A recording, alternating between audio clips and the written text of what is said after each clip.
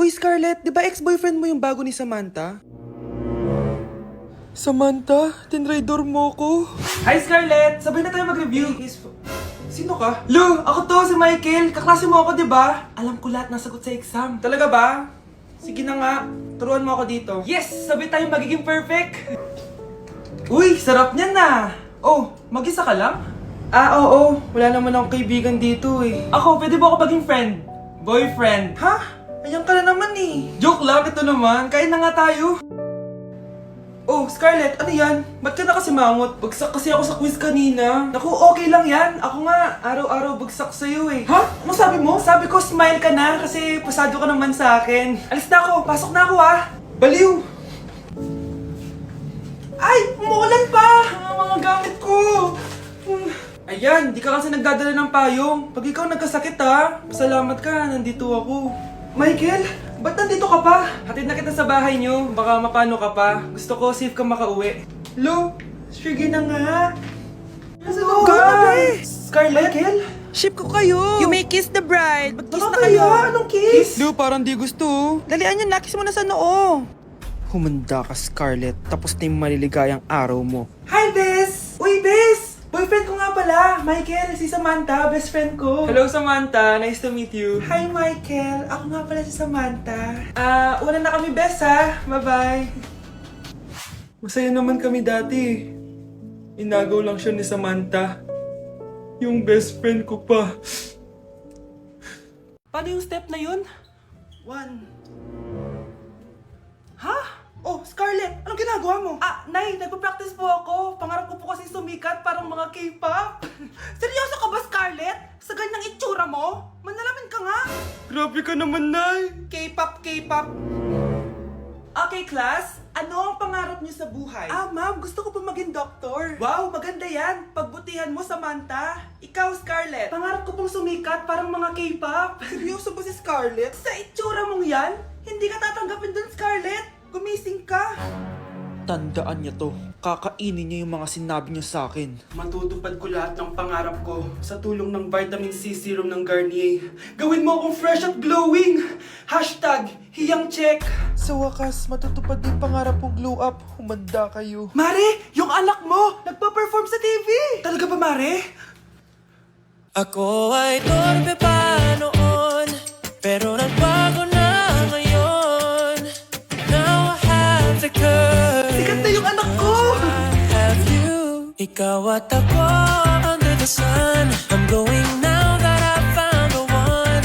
Garnier, ba't ngayon ka lang? Skin ko ay hiyang Maria.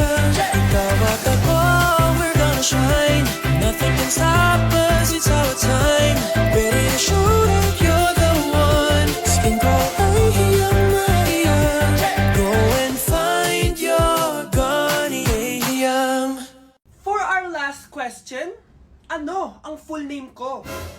Wala naman yun sa lesson ah. Siyempre, dapat alam niyo yung pangalan ko. Dami namang alam nito. Di ko maalala full name niya. Perfect na sana ako eh.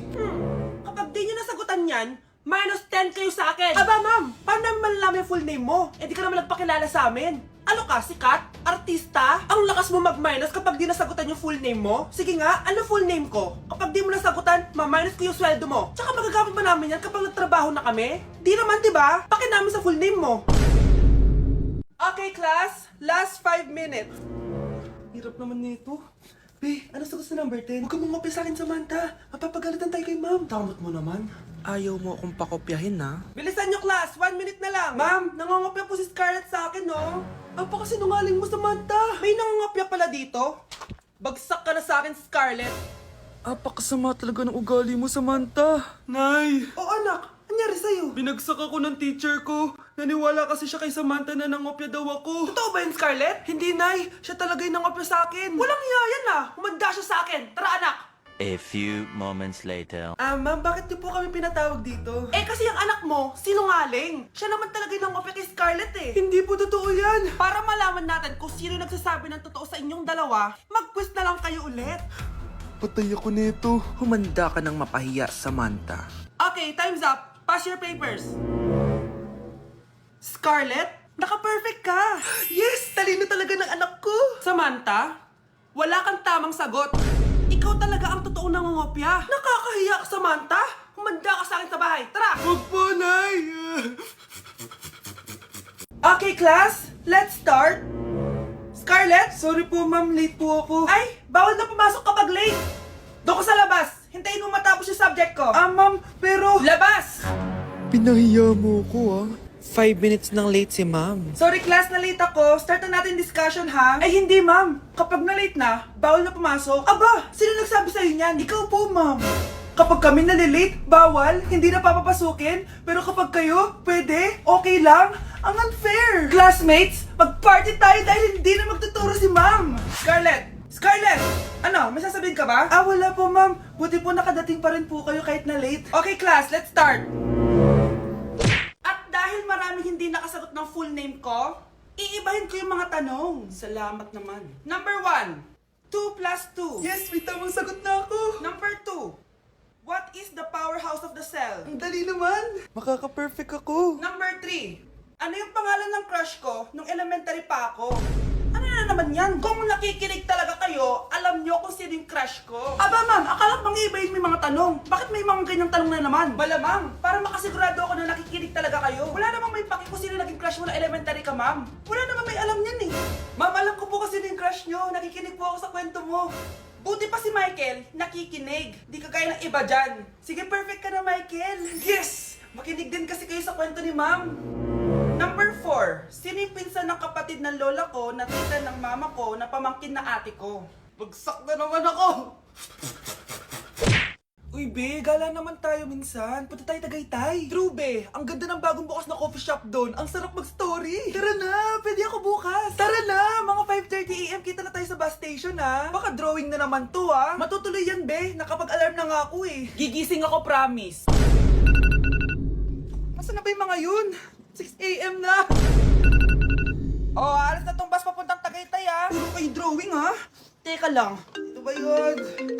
Ano ba yun, be? Bakit ka tumatawag? Ano na, be? 6 AM na. Akala ko mapupunta na Tagaytay. Hindi ako pinayagan, eh. Sorry, be. Di ka pinayagan o tinatamad ka lang? Baka gusto mo sabihin ko sa nanay mo na 3 subject yung bagsak mo. Ito na nga, be. Maliligo na ako. Wait mo lang ako, ha. Ay, yung isa pa. Hello, be. Di ako makakapunta. May sakit ako, eh. Sakit. Lalong lalala yung sakit mo, be, kapag nalaman ng nanay mo na boyfriend mo yung anak ng kaaway niya. Ay, be, magaling na pala ako. Nakakalakad na ako. 5 minutes nandyan na ako, ha. Madali lang pala kayo kausap eh. Let's go, Tagaytay!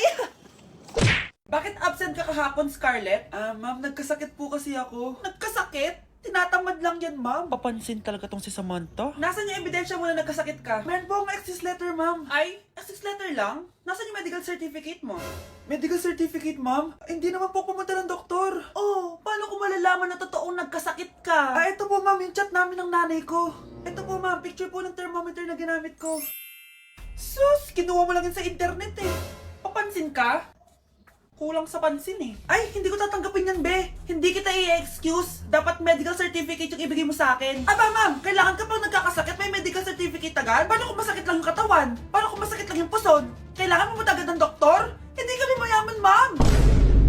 Nay, gusto ko daw makilala ng jowa ko. Sige anak, papasukin mo. Sige, Nay. Babe, pasok ka.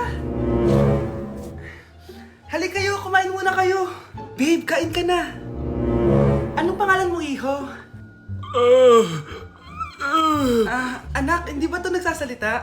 Baka nahihiya lang yan, Nay. Ikaw talaga, babe. Sige, kain na kayo.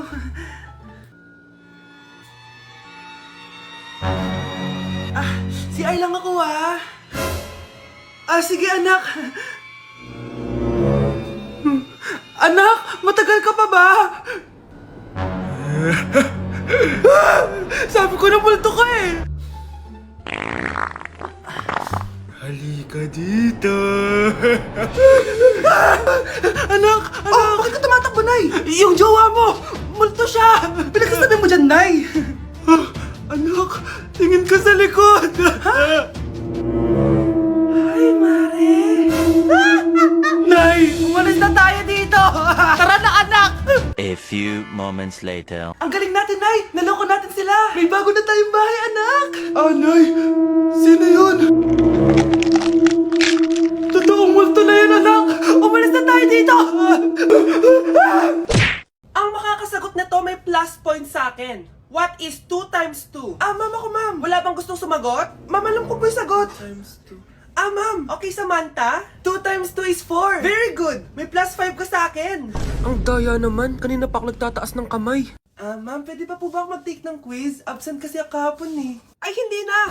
Absent pa more! Tatamad-tamad ka kasi mag-aral. Ah, nagkasakit po kasi ako, ma'am. Oh, anong gagawin ko? Ah, ma'am, pwede ba ako mag-quiz kahit absent din ako kahapon? Oo naman. O ito, magsimula ka na. Thank you po, ma'am. Eh, bakit siya pwede mag-quiz, ma'am? Bakit? May problema ka ba? Oo, may problema ako. Favoritism ka. Palagi na lang sa Samantha yung binibigyan mo ng chance. May galit ka ba sa akin, ma'am? Sabihin mo. Hindi ako galit sa'yo. Pero sa nanay mo, oo. Wag na wag mong dadamay yung anak ko sa problema mo sa akin. Nay, anong meron? Yang nanay mo, pabida. Dapat ako yung top 1 ng high school kami. Alam naman natin dalawa na deserve ko talaga maging top 1. Hindi kagaya mo, binabayaran yung school para tumaas ang grades. Totoo ba yun, Nay? Sinungaling ka! Mana ka naman para sa nanay mo, Samantha. Nga pala, alam na ng principal yung pagiging favoritism mo. Good luck na lang sa'yo, ah. Guys, announcement! Hindi daw papasok si ma'am. Yes! Wala kaming gagawin! True! Oh, huwag muna kayo magsaya. May iniwan siya activities. Hala! Magsulat daw tayo ng essay sa yellow pad, back and forth. Essay na naman! Tapos di naman babasahin ni ma'am. Te, yung research natin, asan na yung bag mo dun? Tigilan mo muna ako, be. Absent nga si ma'am, di ba? Mag-absent ka na din, te, kung tamad ka mag-aral. Ang laki ng ano niya, pre, oh. Oo nga, pre. Kita niyo ba yan? Aba, ano yung pinapanood nyo, ha? Wala to. Ba't ka ba nakikialam? Loko kayo, ha? Magsusumbong ako kay ma'am. Eh, di magsumbong ka. Pwede na.